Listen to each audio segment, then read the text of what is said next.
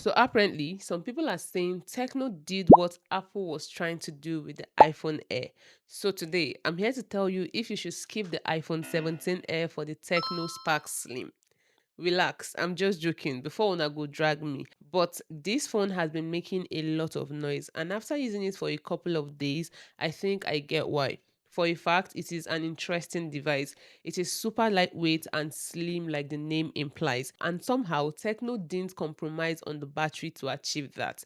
Now, I'm not saying it's a perfect smartphone because I feel like some aspects could have been better, but let's talk about what using this smartphone feels like. This isn't the first slim smartphone Transsion is putting out, but this is the slimmest techno phone in the market right now. It was first showcased as a concept smartphone at the MWC held early this year, and it was just recently released to the public. Now, the first and obvious thing about this smartphone is the slimness and the lightweight, like I mentioned earlier.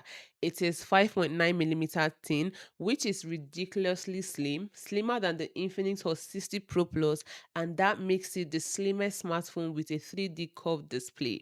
Now, combined with how light it is, you almost forget you're holding a smartphone.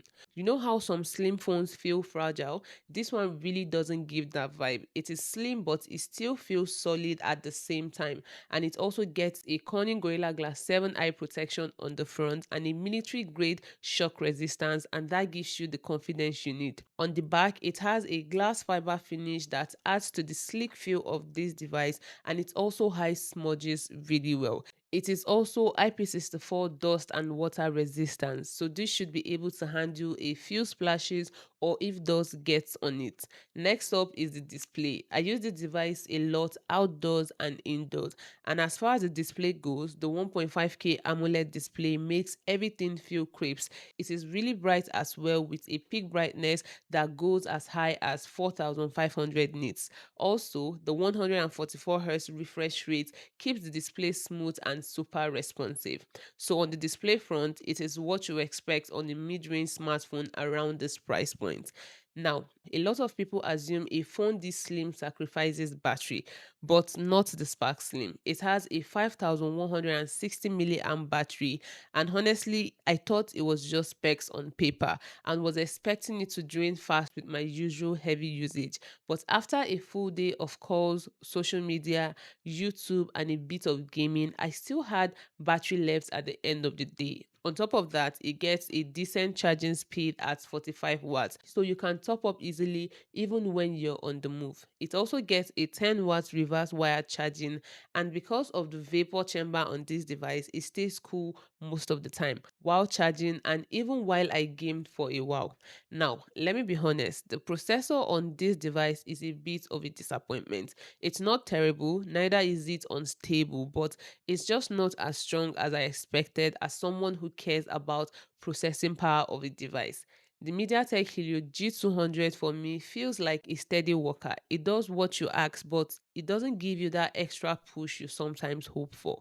During my couple of days with this device, the phone handled the regular stuff I do, like socials, messaging, a couple of apps at once. But the moment I started jumping between too many apps or doing something a little too heavy, it started to drag a little. At some point, some of the apps crashed, but that was sorted out when I restarted the smartphone. If you have used the Infinix Hot 60 Pro Plus or the Spark 40 Pro Plus and even the Camon 40 series, it's all in the same category with almost the same performance. So yeah, it is not a terrible one at all, just one of those areas where I feel Techno played it safe or maybe too safe. And coming from me, the only thing I'll change is a slightly more powerful chipset for hardcore gaming and processing. But for most people, it is more than enough, which is really all that matters. For the cameras, it is a single 50 megapixel on the rear and a 13 megapixel lens on the front. The cameras here are impressive to an extent. You get decent daylight shots with good dynamic range and details. The portrait mode also comes out great, but sometimes it does a little bit too much. I also think this output would have been better if the camera had a little bit more contrast to make the images pop better. but I think this is something that can be fixed with an update or two. For the video recording, it tops out at 2K 30 FPS, but I noticed if you want a more stable image, you should shoot in 1080p at 30 FPS. Shooting at 2K makes the images more shaky than the 1080p does. I suggest shooting on 2K only if you have a tripod or steady hands. So now let's talk about something called a mood light on this device. It's these two circular LED lights at the back, and they are called mood lights because they reflect different moods of this device, like when starting up the device, when a phone call comes in, one for notification, and one more for low battery reminder. It adds a bit of personality to the device, and I think it's really useful, especially if you're someone like me who always has their smartphone face down. This way you can tell what's happening when the light comes on. If you would want to explore this further, there's a shortcut on the home screen where you can customize it like you want. Tecno also included a bunch of their AI features here, which, if you're familiar with their software, you should be used to it by now, like the Ella voice assistant, circle to search feature, and more if you go through the Tecno AI menu in the settings app. You also get multitasking support like the split screen and the floating window features, all this for an easier multitasking experience. The Spark Slim also supports dual speakers with Dolby Atmos, and they sound pretty good. Also an IR remote feature, and lastly you get dual nano SIM with no memory card support. But since you get a 256 gig storage, that should be more than enough for most users. It's just something to keep in mind.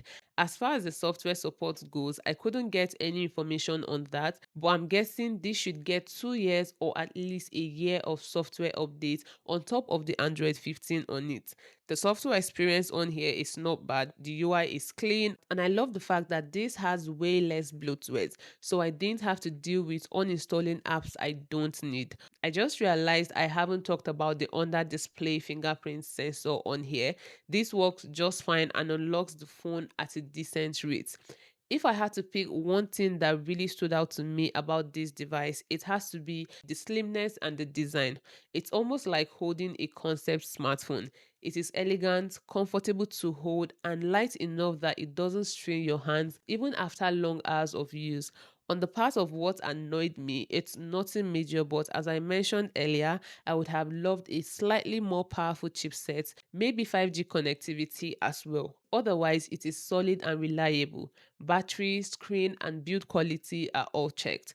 So on my final take, the Tecno Spark Slim is exactly what the name suggests. Slim without compromising battery.